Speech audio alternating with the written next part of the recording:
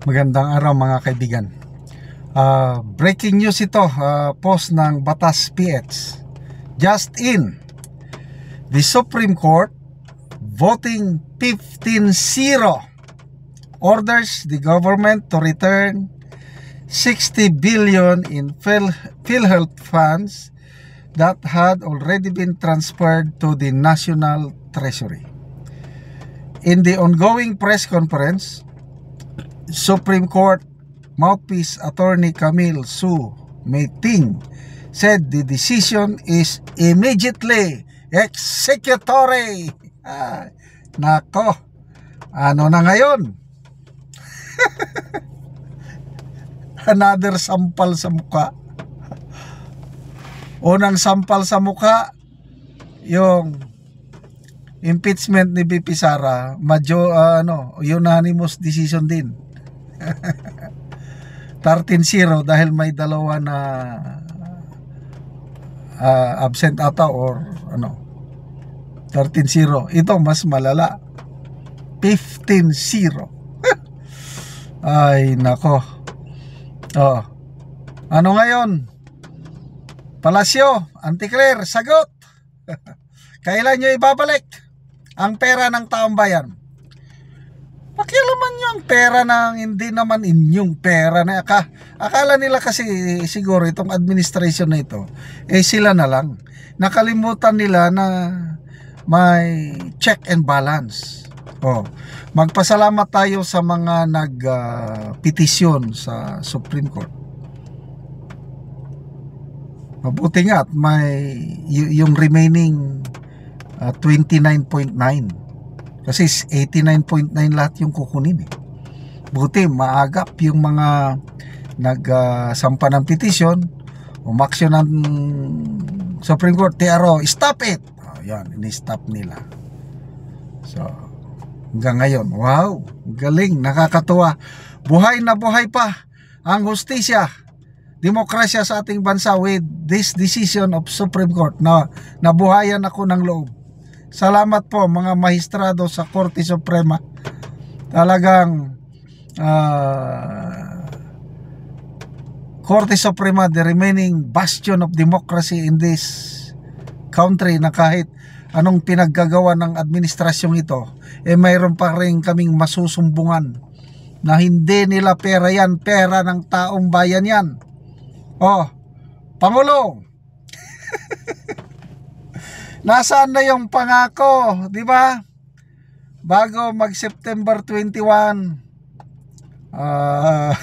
rally, natakot ata sila sa baka matulad sila ng Nepal at saka Indonesia.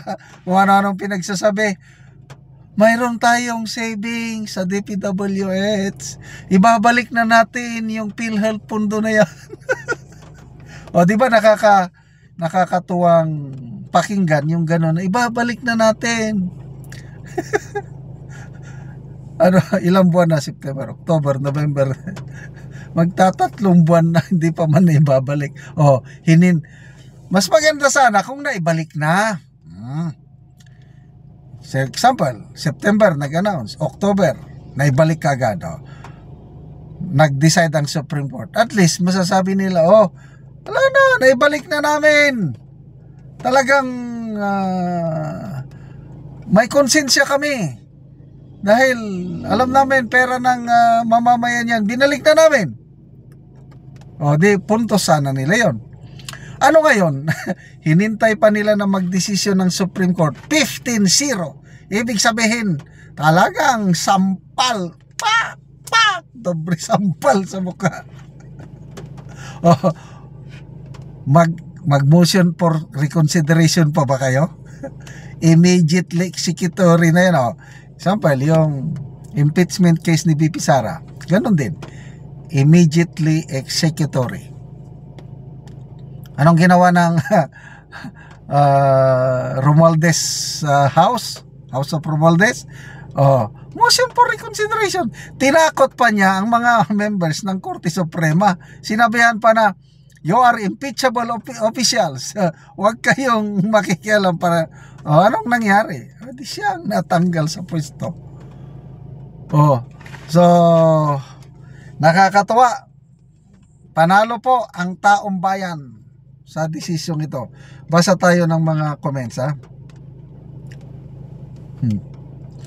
Amel Laudit, si Ralph Recto ang author niyan. Also, per retired Justice Carpio, he might be the mind behind the budget saga. Yun. Sabi ni Justice Carpio, posible daw na itong si Ralph Recto makasuhan ng plunder and technical malversation. Ito na nagdesisyon ng Supreme Court. Ibalik ninyo! Hindi sa inyo yan. Pirin mo yan. Para sa kapakanan kalusugan ng mga Pilipino, nakalagay sa batas, yung galing collection sa sin taxes, gamitin specifically solely for the purpose of health of Filipinos. Ginamit sa flood control. Anong klaseng gobyerno itong meron tayo? Uunahin, okay lang sana kung ang flood control matitino para maligtas ang Pilipino. Karamihan kapalpakan. Grabe. Bini-bini, sabi, technical malversation yan, di ba? Protasio Mercado, the court of last resort. Filipino last hope, yes. Honorable Supreme Court. Sino ba ang dapat managot? Yes, dapat may managot. Carlos Bona, the Supreme Court with this decision is unanimously angry already with what is happening in our country. God bless the Supreme Court, the last bastion of democracy. Nakakaiyak. Venci Su, if this is the case, therefore, the executive branch has lapses and violates the laws. Upon the execution of the order, certain officials should be held accountable for this matter. Yes. Emmanuel Olaer, is this not an impeachable offense? Maybe. Leah Chami, finally, thank you, Supreme Court. Kel Santos, funds intended for health and well-being of the Filipino citizens must not be diverted, for it will be unconstitutional as it infringes on the equal protection of laws. Auntie Claire, sagot, pasok, anong sasabihin nyo na naman? Motion for reconsideration? Sige. Salamat mga kaibigan sa inyong pagsubaybay sa ating channel. Nakakatulong kayo ng malaki sa tribong Talanding ng Bukidnon dahil ang income natin sa channel na ito pantulong po sa tribo. Namimigay tayo ngayon ng mga libreng yero at pako para makapagpatayo sila ng mas maayos na tirahan. Panoorin nyo ang video na ito. Karon mo na ni ang matagaan og yero si ate.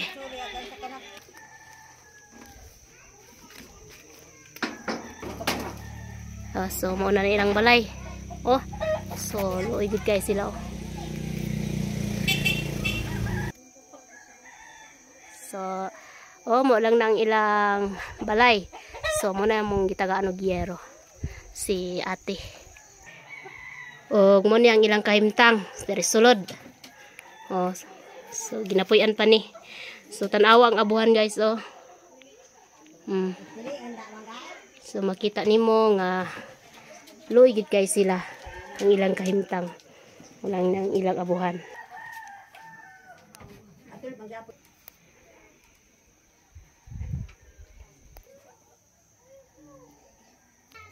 O karon unsay imong masulti te nga natagaan kag yero nga suot ang inyong abuhan luoy kayo mo.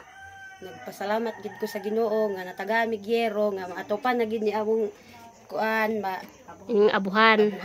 O so pila na ni katuig day te? 6 years naman. So 6 years na so ginapuy-an pagyod. So makita gid nimo.